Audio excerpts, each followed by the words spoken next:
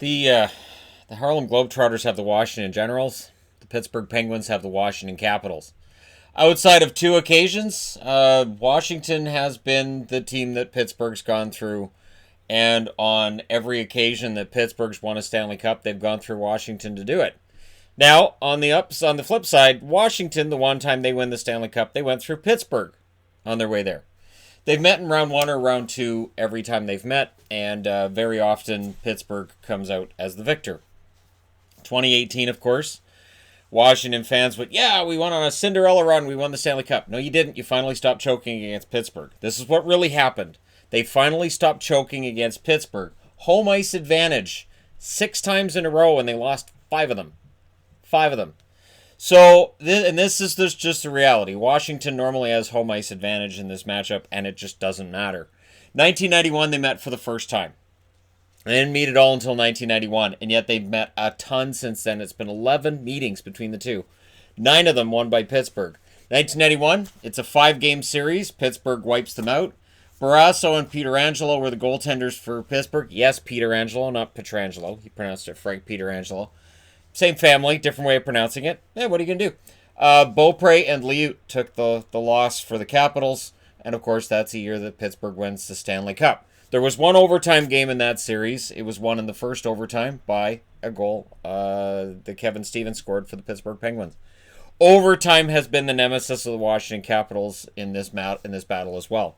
1992, there's no problem when it comes to the overtime problem, but Washington with home ice, it doesn't matter.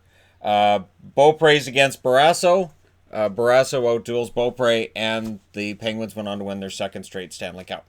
The Capitals gave them a fight. They go to Game 7, which they fought through Game 7s 4 times.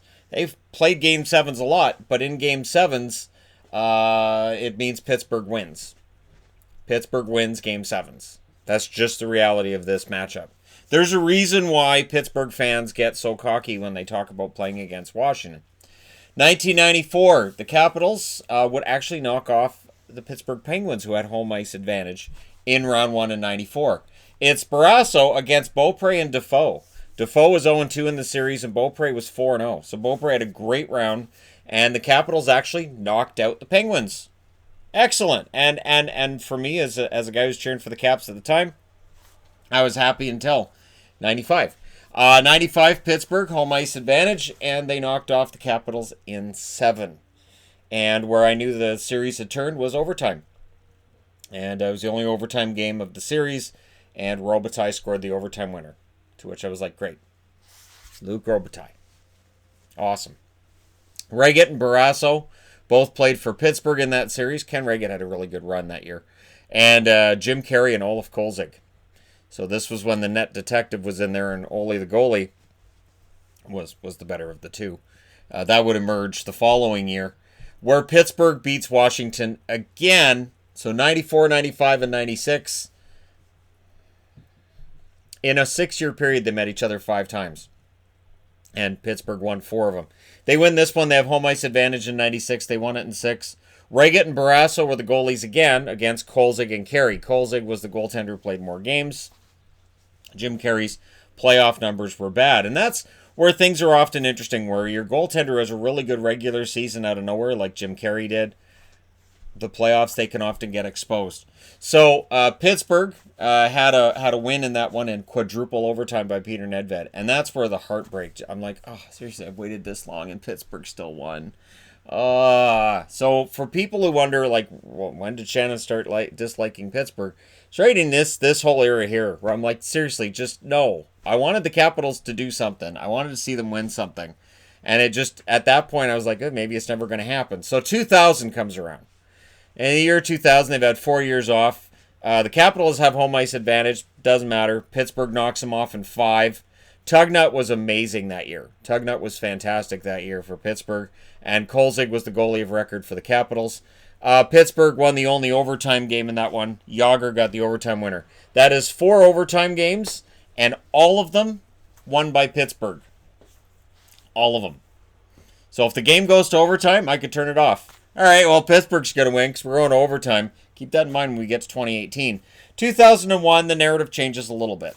Although the Capitals had home ice advantage and lost in 6, Hedberg against Kolzig. Johan Hedberg, that's the year of the Moose, and he went on a great run. Now, Washington finally got an overtime win. Jeff Halpern with the goal there, but Martin Straka would get an overtime winner for Pittsburgh in that series as well.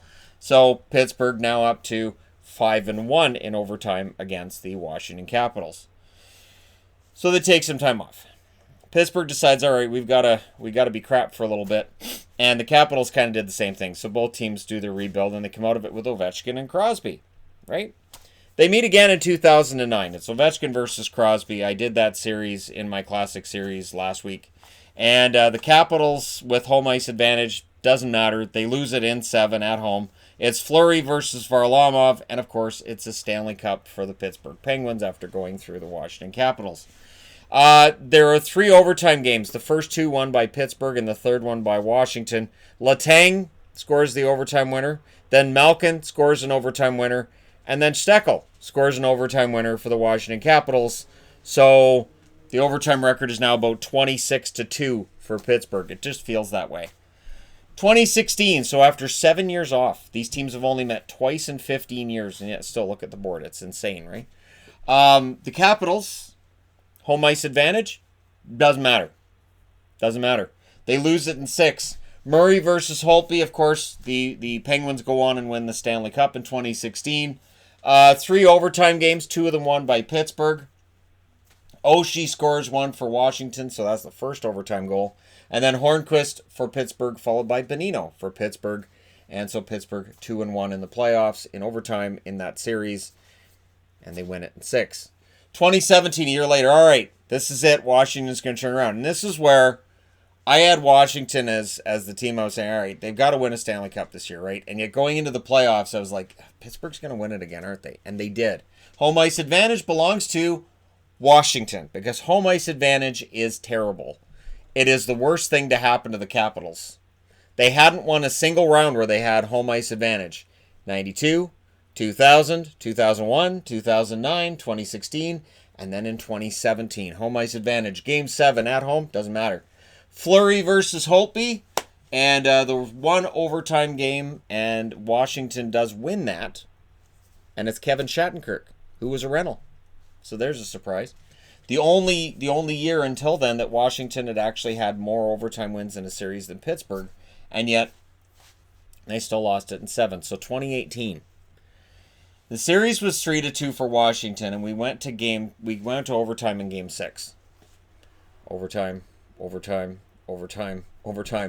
having all these flashbacks, and of course the Capitals have home ice advantage. Well, they've never won with home ice advantage. The only series they had won to this point was in 94, when they didn't have home ice advantage. The Penguins had it. The Penguins, on the other hand, with home ice advantage, they had been 3-0, 3-1. 3-1 with home ice advantage. Much better ratio for the Pittsburgh Penguins, just all around. This has been a rivalry that's been all Pittsburgh. The Capitals finally get that winner in overtime, and I had a live reaction to that overtime game that was posted on the channel. And people who noticed, people who took notice of it, I had already put up that Pittsburgh, I'd already given them the win. I'd already written 2 for Pittsburgh and 1 for the Capitals. And put that as the overtime. I put overtime 2-1 Pittsburgh. Because as soon as it was going to overtime, I'm like, all right, so Pittsburgh wins. Because that was just the natural assumption on my end because of what had happened every time these teams have met each other other than 1994. Pittsburgh's ownership over the Washington Capitals is relentless, it's ruthless, and yet there's not a single sweep here. But still. Holtby versus Murray. So Holtby gets the 1 series win, the first one since Don Beaupre got one in 94. It was the first time they'd beaten him in forever tries. And for the Capitals, it was kind of a proud moment. And then they go on and win the Stanley Cup. So the Stanley Cup winners come out of 6 of 11 matchups between these teams. 5 of those are Pittsburgh, admittedly, but every time Pittsburgh wins the Stanley Cup, they have to go through Washington to do it. When they failed to win the Stanley Cup in 2008 against the Wings, the reality was it was because they hadn't played the Capitals that year. They would have beaten the Wings that year if they played the Capitals. They didn't. So they didn't win the cup. Now, when we look at the overall numbers, Jaromir Jagr, most points in this ongoing, mowing down of the Capitals that was taking place. 42 games played against the Capitals as a Penguin, 20 goals, 32 assists, 52 points. That's a pretty good half season right there. Mario Lemieux, 29 games played, 19 goals, 31 assists, 50 points. Yeah. Ron Francis, 31 games, 7 goals, 25 assists, 32 points. And Sidney Crosby, 25 games, 13 goals, 17 assists, and 30 points. Kevin Stevens, 31 games, 14 goals, 16 assists, 30 points. And then there's Larry Murphy, 25 games, 5 goals, 20 assists, 25 points. On the Washington side, Ovechkin, 26 games, 15 goals, 18 assists, 33 points. It's telling that Ovechkin has more points than anybody else who played during this era against the Penguins. So the Capitals had some guys who were there for a while, like Bondra, 39 games played, 19 goals, 12 assists, 31 points. He had some good series against Pittsburgh. He didn't really have that big breakthrough series. He didn't have that breakthrough moment against the Pittsburgh Penguins. Pavanka, 31 games, 8 goals, 18 assists, 26 points. Johansson, 36 games. He had 8 goals, 18 assists, 26 points as well. Backstrom, 25 games played against the Penguins, 8 goals, 16 assists, 24 points. And Dale Hunter, 27 games played, 7 goals, 17 assists, 24 points. He was pretty good in the playoffs for the Washington Capitals against the Penguins at a time when, well, they were struggling against the Penguins. It is a one-sided rivalry. The overall record, 40-28 in favor of the Pittsburgh Penguins in the playoffs. Regular season, 112 wins, 95 losses, 16 ties, and 5 overtime losses for Pittsburgh. Pittsburgh does have the better record against the Capitals in the regular season. So, when in 2018, when I was like, yeah, so Pittsburgh wins, and a lot of people were like, why? Why do you think Pittsburgh's... This is terrible, you don't even cheer for Pittsburgh. Why do you think Pittsburgh's going to win? Because they had always won. Pittsburgh had always won. And the interesting thing to me is going to be when these teams meet again in the playoffs, and I hope it happens sooner rather than later, because these series are always great, even though I'm usually unhappy with the end result. They're always great series, and there's usually a really exciting overtime goal for you Penguins fans. And, Kuznetsov had the game winner in this one, and I'd be interested to see what would happen if they met again. I'd be interested to see if the Capitals could continue their reverse of fortunes against the Pittsburgh Penguins. So we'll see when this meeting happens again. History would tell us there might be a little bit in between now that they've met 3 years in a row, and then they missed last year. They didn't play each other.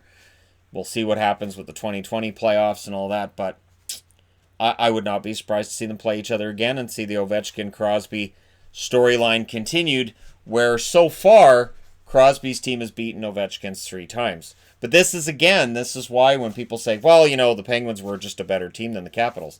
Capitals had home ice 5 times in a row and lost.